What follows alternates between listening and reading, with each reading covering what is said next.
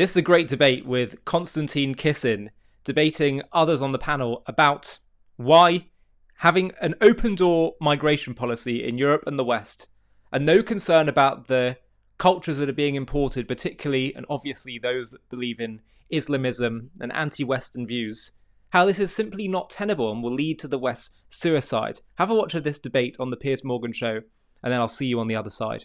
All right, Konstantin, you wanted to get in there. Well, there's a few things that both Cenk and Brandon, the few points that they made, I think are relevant but different in the UK, in particular this Crowborough protest that I spoke to people at. One of the things they were very keen to emphasize is there are hundreds of Ukrainians living in the town or have been living in the town over the last 2 or 3 years, within families, within homes that people welcome them in.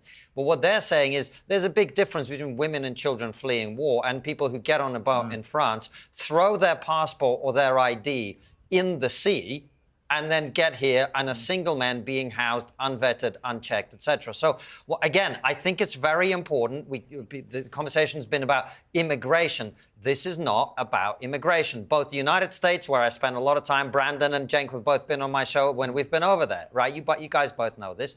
America is the most pro-immigrant country in the world that I've ever been to. UK, probably second or third in terms of some other places that you might compare it to. These are welcoming countries that we live in. We welcome people to come here, start businesses, be contributors. But when you come to this country and you are someone who's deliberately broken the rules in order to get in here, we're right to be suspicious of you, and we should be keeping these people under lock and key so they can't go out into the local community and threaten and menace women, children and residents, elderly residents. And in Crowborough, the place I filmed, do you know that you probably know this, Piers? The police station there is unmanned because it's such a safe place. Now, what happens when you've got hundreds of people running around who you don't know what they are and they've got nothing to do? You've got big problems building up because of that. Just nothing of the fact, we've got the same problem that Brandon mentions in the UK, where at one point we were spending £1 million a day on hotels for illegal immigrants. And the cost of housing on these military bases is basically the same. And look, it's very important to say, I mean, there are differences between different groups of people. And so, you mentioned the racism point. Well, we've had tens of thousands of Hong Kongers come in. Do you hear lots of anti-Hong Konger rhetoric in this country? We've had hundreds of thousands of Ukrainians fleeing the war come in. Are you hearing lots of anti-Ukrainian sentiment? No, because ultimately this is a cultural problem. And this point that Brandon made very well. When you have people coming from certain places where, let's be honest, women are considered second-class citizens, if not cattle, then of course you're going to be expecting that some of the incidents that we've seen, whether it's grooming gangs, whether there's lots of other problems that we've had up and down the country. So we also have to be reasonable and actually delineate between immigration, legal immigration, and what we basically have is people coming illegally against the wishes of the British public. And the final point I'll make is this.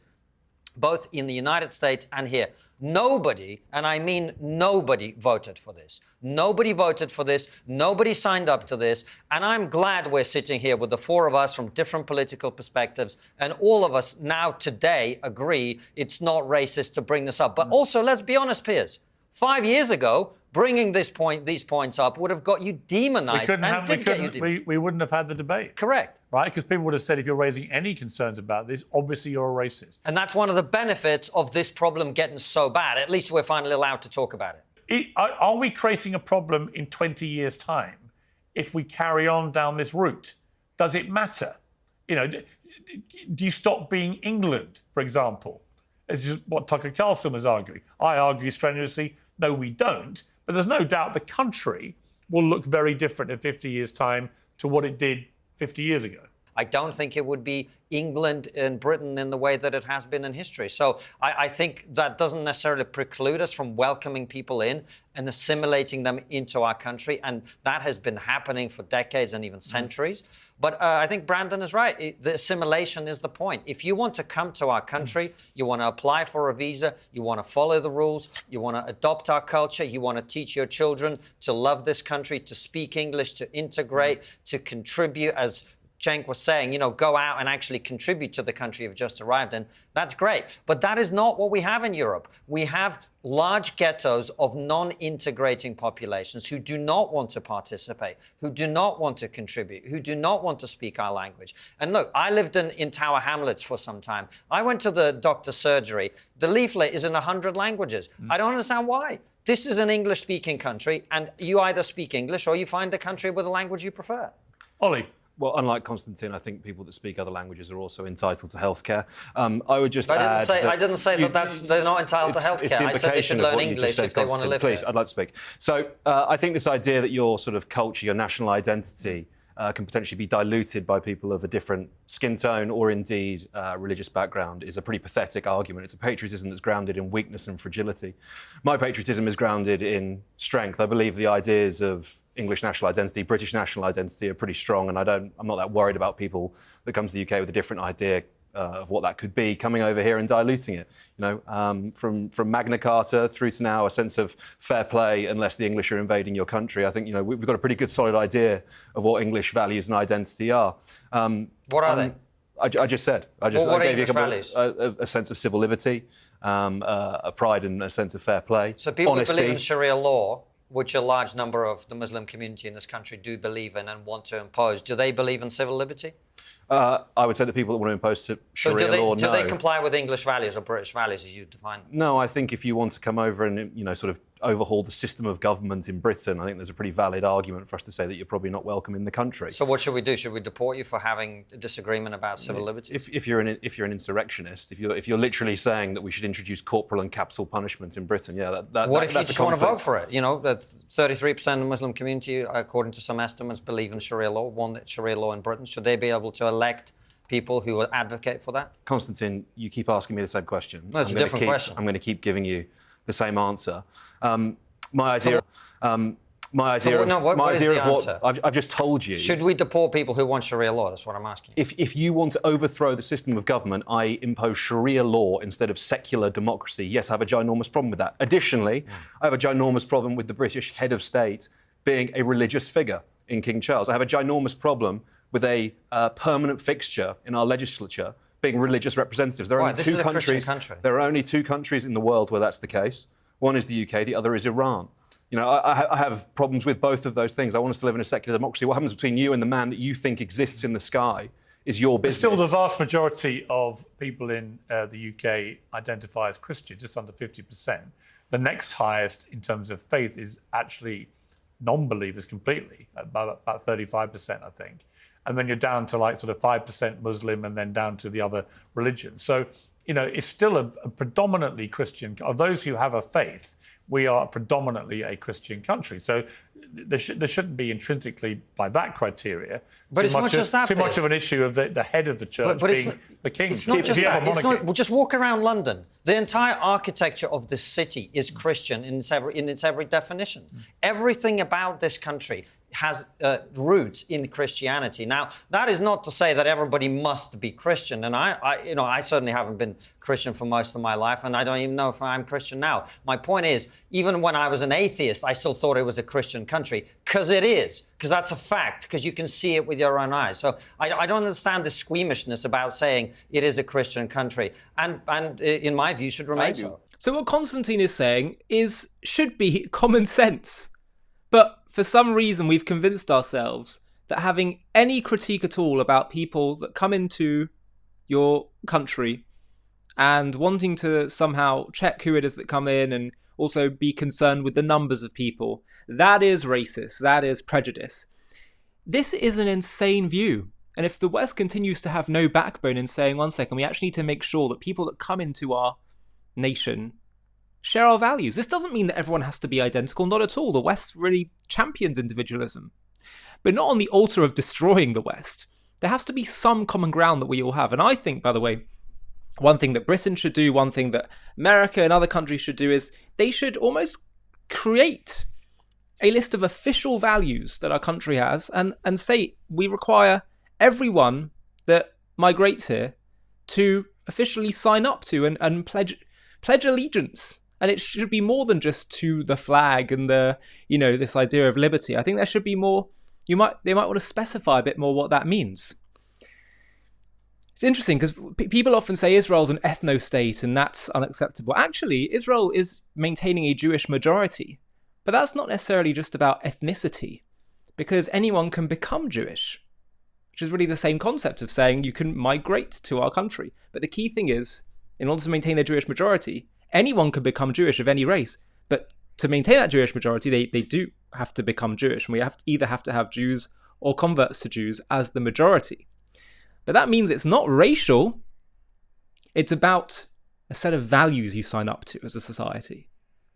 So in that sense, yes, Israel is able to build a more cohesive society that is more unified around a certain level of values and mission. And that is something that is missing in the West.